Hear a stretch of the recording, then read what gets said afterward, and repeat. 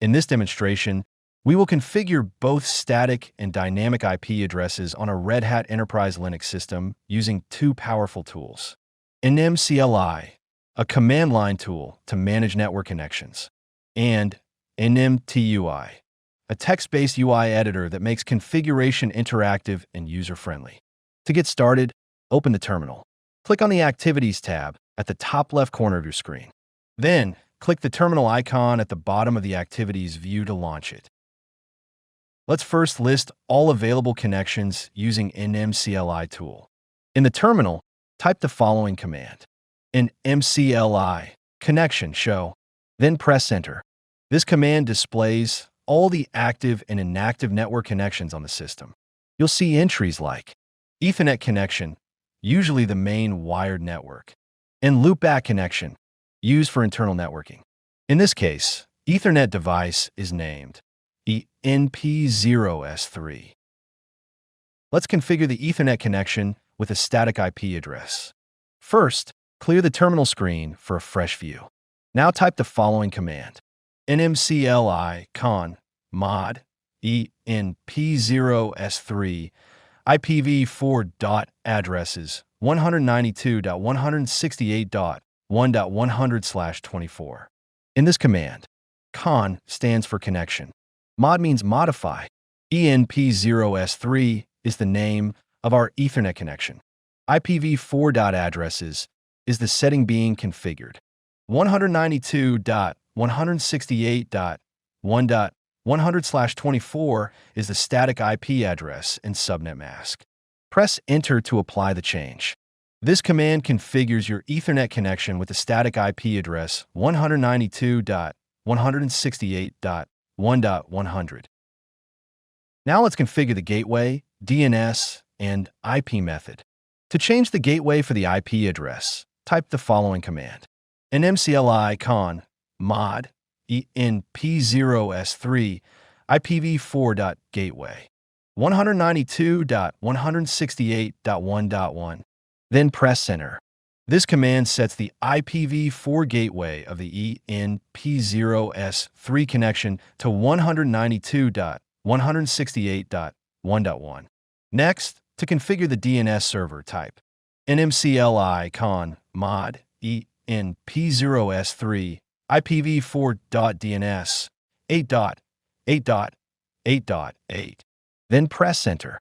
This sets the Google DNS server 8.8.8.8 as the DNS for the ENP0S3 connection.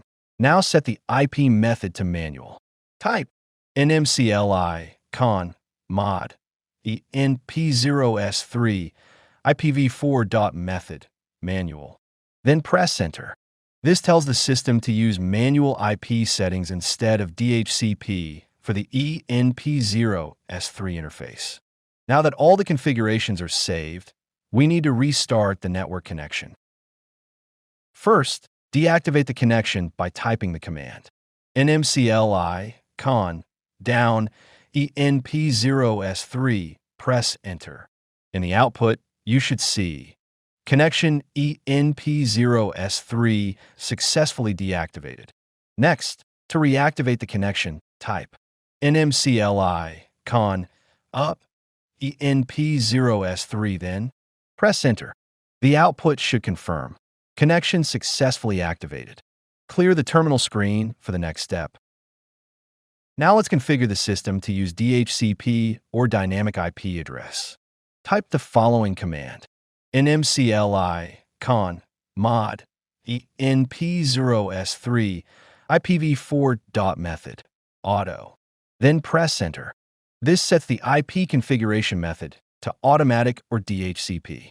To activate the connection with DHCP, type NMCLI con up ENP0S3, then press enter. You should see a message like connection successfully activated. The connection will automatically restart with the DHCP settings. Clear the terminal screen again. To verify your network configuration, type IP small a. Here, small a is short for address. Then press enter. This command displays all active network interfaces and their assigned IP addresses. In the output, you can see details like 192.168.1.100/24, the assigned IP address and subnet, and 192.168.1.255, the broadcast address. These confirm your current network configuration. Clear the screen before continuing. Now let's try configuring the network using NMTUI, a simple text-based interface. In the terminal, type NMTUI, then press Enter. This will open the Network Manager TUI pop-up window with several options. Use the arrow keys to navigate to edit a connection, then press Enter. From a list, choose ENP0S3 and press Enter to edit it. The Edit Connection window appears. Now, let's change the IP address. Use the down arrow key to navigate to the IPv4 address field. Delete the existing IP 192.168.1.100/24 using backspace and enter the new IP 192.168.1.16/24. You can also update the gateway and DNS fields if needed. Once done, use the down arrow to select OK and press Enter. Use the down arrow again to go back to the main menu. From a main menu, select Activate a Connection and press Enter. Highlight ENP0S3 and press Enter to activate the updated connection. Then, use the down arrow to navigate to quit and press Enter to exit NMTUI. Now to verify the change in IP address, type the following command in the terminal, IP_a, then press Enter. In the output, you'll see that the IP address assigned to ENP0S3 has been updated from 192.168.1.100/24 earlier to the new address 192.168.1.16/24. Finally, clear the terminal screen. And that wraps up our demonstration on configuring both static and dynamic IP addresses using NMCLI and NMTUI on a Red Hat Enterprise Linux system. In this demonstration, we will explore network interface management in Red Hat Enterprise Linux. We'll bring network interfaces up and down, check their status, and list both active and saved connections. These tasks are essential for effective troubleshooting and network administration on RHCL systems. To get started, open the terminal. Click on the Activities tab at the top left corner of your screen. Then, click the terminal icon at the bottom of the Activities view to launch it. First, let's list all the network interfaces. In the terminal, type the following command, IP_a. Here, IP is the command used to show and manipulate routing, devices, and tunnels. And "a" stands for address and lists all IP addresses assigned to the available network interfaces. Then press Enter. In the output, the first interface is usually the loopback interface used for internal communication. The second is typically the Ethernet interface, such as ENP0S3, which handles external communication. In this case, the static IP address is 192.168.1.16/24. The broadcast address or gateway is typically 192.168.1.255. Clear the terminal screen for a fresh view. Now let's check the status of the network devices. In the terminal, type the following command, NMCLI device status. Then press Enter. This command will display a table showing device names such as ENP0S3, which represents a network interface, and LO, the loopback interface used for internal system communication. Their types, such as Ethernet or loopback, current states, connected, disconnected, or unavailable, and the connection name associated with that device. Clear the terminal again. To bring down a network interface, type the following command in the terminal, NMCLI device disconnect ENP0S3. Here, ENP0S3 is the name of the network interface being disconnected. Press Enter. You should see a confirmation message like, device ENP0S3 successfully disconnected. To bring the same interface back up, type NMCLI device connect ENP0S3. Press Enter. You'll see a message like, device ENP0S3 successfully activated with new ID. Clear the terminal to continue. To view currently active network connections, type the following command. NMCLI con show -- active. Press Enter. This will display the active network interfaces. For example, in this case, you can see entries like ENP0S3 and LO. To view all saved network connections, whether active or not, type NMCLI con show. Then press Enter. This lists all the configured connections available on the system. Currently, you may see only two interfaces, ENP0S3. LO. Clear the terminal again. To view detailed information for a specific network device, type NMCLI device show ENP0S3. Press Enter. This command provides detailed information about the ENP0S3 device, including device type such as Ethernet, hardware address, IP configuration, and more. And that wraps up our demonstration on network interface management in Red Hat Enterprise Linux. In this demonstration, we will test network connectivity using essential tools such as ping, traceroute, route, host, dig, and NMCLI device show. These tools are critical for real-time network debugging and diagnosis. To begin, click on the Activities tab located in the top left corner of your screen. Then, click the terminal icon at the bottom of the view to launch it. Let's start by testing basic network reachability using the ping command. In the terminal, type ping-c for google.com. In this command, ping is used to check the reachability of a host. -c for tells it to send 4 packets. Google.com is the destination we're testing. Then press Enter. In the output, you'll see 4 packets sent to Google.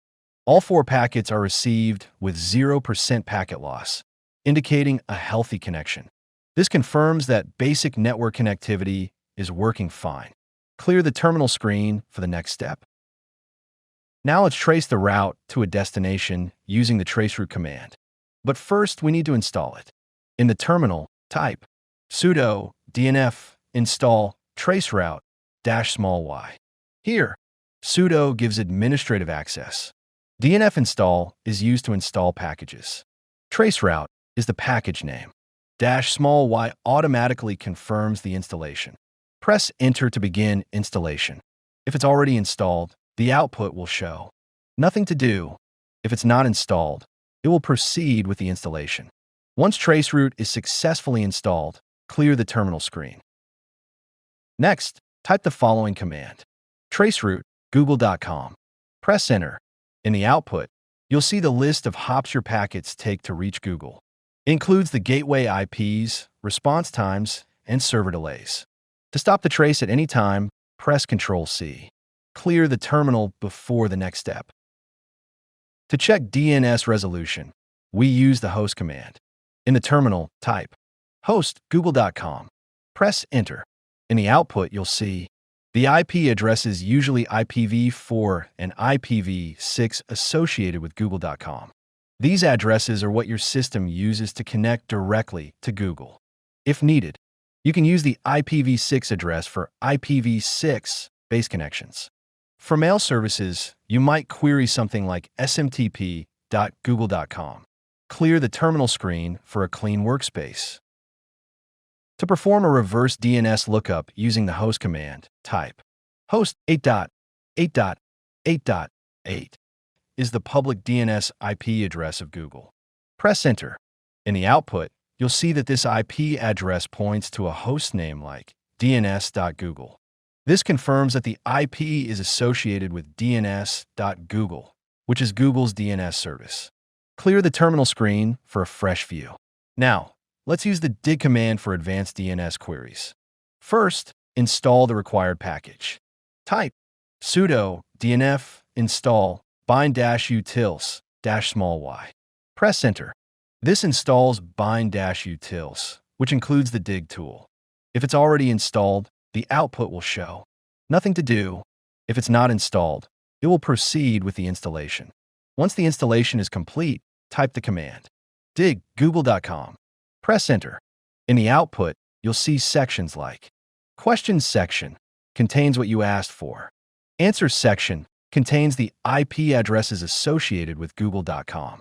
Authority and additional sections show DNS server details and additional info. This provides much more detail than the host command. Clear the terminal screen to continue. To view detailed information about the network device, type the following command in the terminal. nmcli device show enp0s3. Press enter. This command displays configuration details of the Ethernet interface enp0s3, including device type, IP address, and more.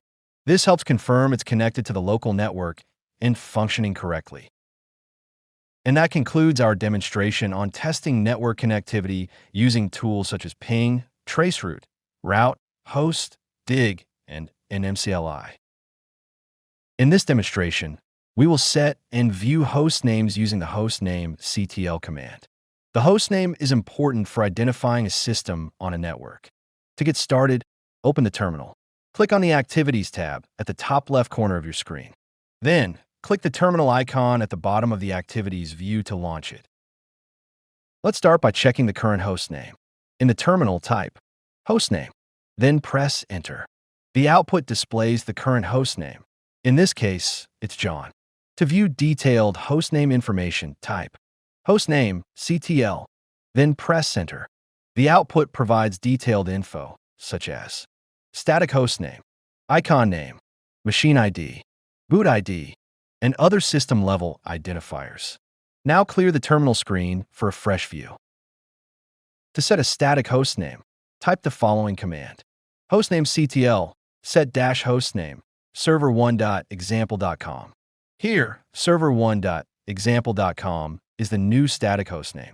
Press enter. To verify the hostname change, type hostname. Press enter. You'll see that the current hostname is now server1.example.com. For detailed hostname information, type hostname CTL. Press enter. The output shows that the static hostname is set to server1.example.com. Clear the terminal screen once more. To check the hostname file, type the following command in the terminal. cat/etc/hostname. Press enter. The output will show the current hostname, that is server1.example.com. To verify that the hostname persists after closing the terminal, click the X icon in the top right corner to close the terminal. Reopen the terminal by clicking on the Activities tab. Then click on the terminal icon from the list. You'll now see the updated hostname server1 reflected in the terminal prompt. Hostname can also be changed using the following command. Hostname CTL, hostname John. Here, we're setting the hostname to John to revert the earlier change. Press enter. To verify the change, type hostname. Press enter. You'll see that the current hostname is now John.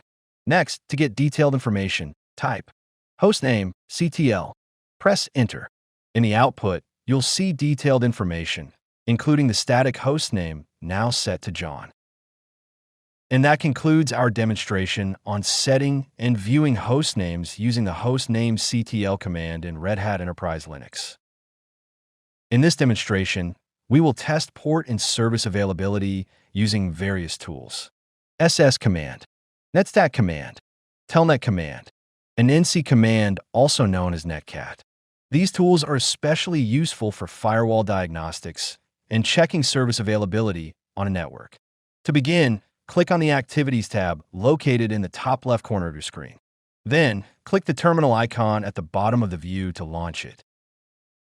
Let's start by viewing open ports and services using the SS command. In the terminal, type the following command. ss-tuln. In this command, T stands for TCP, U stands for UDP, L stands for listening, and shows numeric addresses and ports. Then press enter. The output will show open TCP and UDP ports, port states such as uncon or listen, send or receive queues, local and peer addresses, This provides a snapshot of currently open and listening services. Clear the terminal before moving on.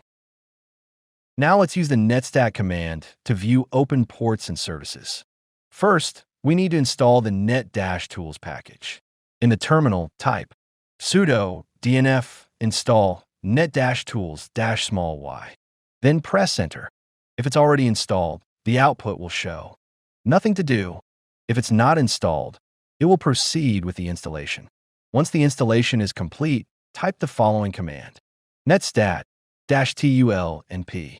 In this command, T shows TCP connections, U shows UDP connections, L lists only listening sockets, N displays numeric addresses, P shows the PID name using the socket. Then press enter.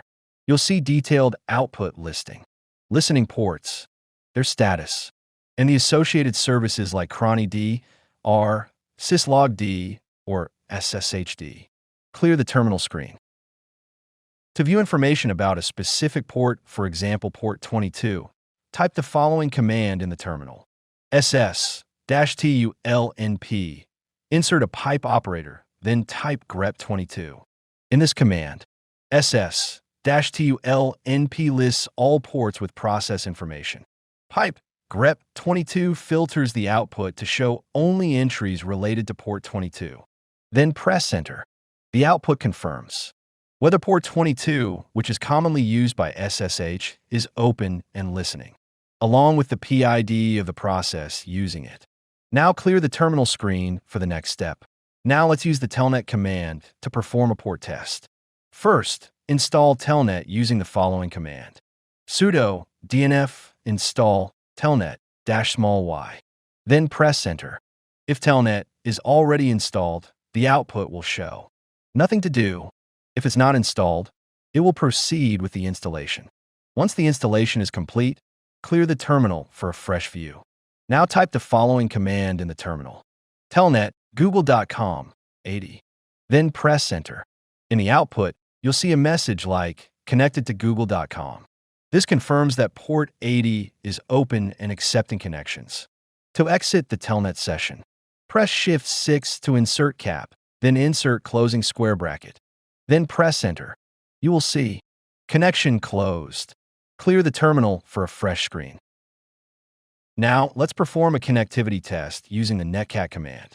First, install netcat using the following command: sudo dnf install nmap-ncat-y. Then press enter. If it's already installed, you'll see the message. Nothing to do. If it's not installed, the system will proceed with the installation.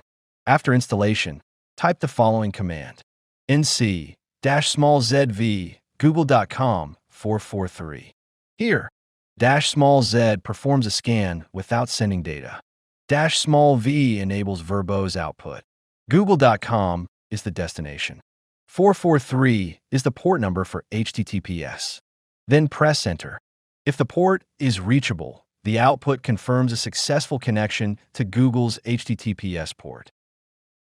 And that concludes our demonstration on testing port and service availability using SS command, netstat command, telnet command, and nc command.